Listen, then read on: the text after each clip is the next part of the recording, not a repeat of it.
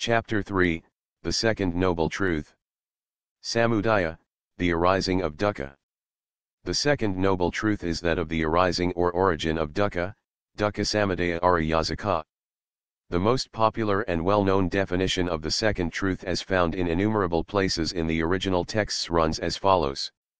It is this thirst, craving, ta, which produces re-existence and re-becoming, ponabhavik, and which is bound up with passionate greed, nandragasahagat, and which finds fresh delight now here and now there, tatradat namely, 1. Thirst for sense pleasures, kamata, 2. Thirst for existence and becoming, bhavata, and 3.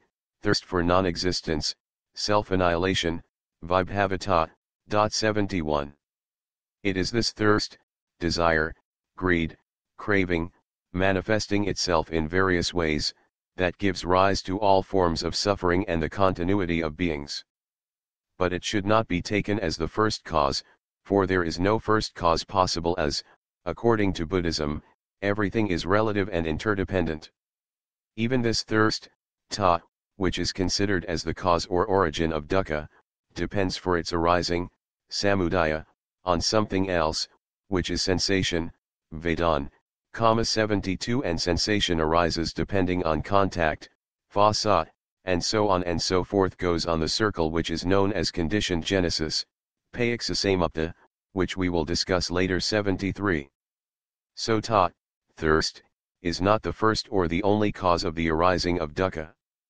But it is the most palpable and immediate cause, the principal thing and the all-pervading thing. 74. Hence in certain places of the original Pali texts themselves the definition of samudaya or the origin of dukkha includes other defilements and impurities, kills, savdam, in addition to ta thirst which is always given the first place. 75. Within the necessarily limited space of our discussion, it will be sufficient if we remember that this thirst has as its center the false idea of self arising out of ignorance. Here the term thirst includes not only desire for, and attachment to, sense pleasures, wealth and power, but also desire for, and attachment to, idea and ideals, views, opinions, theories, conceptions, and beliefs, dhammata. 76. According to the Buddha's analysis, all the troubles and strife in the world, from little personal quarrels in families to great wars between nations and countries, arise out of this selfish thirst. 77. From this point of view, all economic, political and social problems are rooted in this selfish thirst. Great statesmen who try to settle international disputes and talk of war and peace only in economic and political terms touch the superficialities, and never go deep into the real root of the problem. As the Buddha told Rahula, the world lacks and hankers, and is enslaved to thirst, tatso. Everyone will admit that all the evils in the world are produced by selfish desire. This is not difficult to understand. But how this desire, thirst, can produce re-existence and re-becoming, ponabhavik, is a problem not so easy to grasp. It is here that we have to discuss the deeper philosophical side of the second noble truth corresponding to the philosophical side of the first noble truth. Here we must have some idea about the theory of karma and rebirth. There are four nutriments, in the sense of cause or condition necessary for the existence and continuity of beings. 1. Ordinary material food, kabalikara. 2. Contact of our sense organs, including mind, with the external world, fastra. 3. Consciousness, vira, and 4. Mental volition or will, manasasatanra. 78.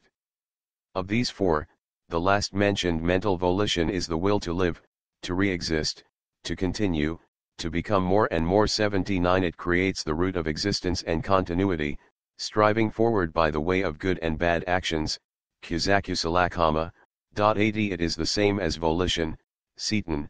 81. We have seen earlier. 82. That volition is karma, as the Buddha himself has defined it. Referring to mental volition just mentioned above, the Buddha says, when one understands the nutriment of mental volition, one understands the three forms of thirst, ta. 83. Thus the terms thirst, volition, mental volition and karma all denote the same thing, they denote the desire, the will to be, to exist, to re-exist, to become more and more, to grow more and more, to accumulate more and more. This is the cause of the arising of dukkha, and this is found within the aggregate of mental formations, one of the 5 aggregates which constitute a being 84. Here is one of the most important and essential points in the Buddha's teaching. We must therefore clearly and carefully mark and remember that the cause, the germ, of the arising of dukkha is within dukkha itself, and not outside, and we must equally well remember that the cause, the germ, of the cessation of dukkha, of the destruction of dukkha, is also within dukkha itself, and not outside. This is what is meant by the well-known formula often found in original Pali texts, Yakinsi Samudaya Adhama Sabatanara Adhama. Whatever is of the nature of arising, all that is of the nature of cessation. 85. A being, a thing, or a system, if it has within itself the nature of arising, the nature of coming into being, has also within itself the nature, the germ, of its own cessation and destruction. Thus dukkha, 5 aggregates, has within itself the nature of its own arising, and has also within itself the nature of its own cessation. This point will be taken up again in the discussion of the third noble truth, nara. Now, the Pali word kama or the Sanskrit word karma, from the root k to do, literally means action, doing. But in the Buddhist theory of karma it has a specific meaning, it means only volitional action, not all action. Nor does it mean the result of karma as many people wrongly and loosely use it. In Buddhist terminology, karma never means its effect is known as the fruit or the result or karma, kamaphala or kamavipka. Volition may relatively be good or bad, just as a desire may relatively be good or bad. So karma may be good or bad relatively. Good karma, kusala, produces good effects, and bad karma, akusala, produces bad effects. Thirst, volition, karma, whether good or bad, has one force as its effect, force to continue in a good or bad direction. Whether good or bad it is relative, and is within the cycle of continuity, sasra. An arahant, though he acts, does not accumulate karma, because he is free from the false idea of self, free from the thirst for continuity and becoming, free from all other defilements and impurities, kills, sabdam. For him there is no rebirth. The theory of karma should not be confused with so-called moral justice or reward and punishment. The idea of moral justice or reward and punishment arises out of the conception of a supreme being, a God, who sits in judgment, who is a lawgiver and who decides what is right and wrong. The term justice is ambiguous and dangerous, and in its name more harm than good is done to humanity. The theory of karma is the theory of cause and effect, of action and reaction. It is a natural law, which has nothing to do with the idea of justice or reward and punishment. Every volitional action produces its effects or results. If a good action produces good effects and a bad action bad effects, it is not justice or reward or punishment meted out by anybody or any power sitting in judgment on your action, but this is in virtue of its own nature, its own law. This is not difficult to understand. But what is difficult is that, according to the karma theory, the effects of a volitional action may continue to manifest themselves even in a life after death. Here we have to explain what death is according to Buddhism. We have seen earlier that a being is nothing but a combination of physical and mental forces or energies. What we call death is the total non-functioning of the physical body. Do all these forces and energies stop altogether with the non-functioning of the body? Buddhism says no.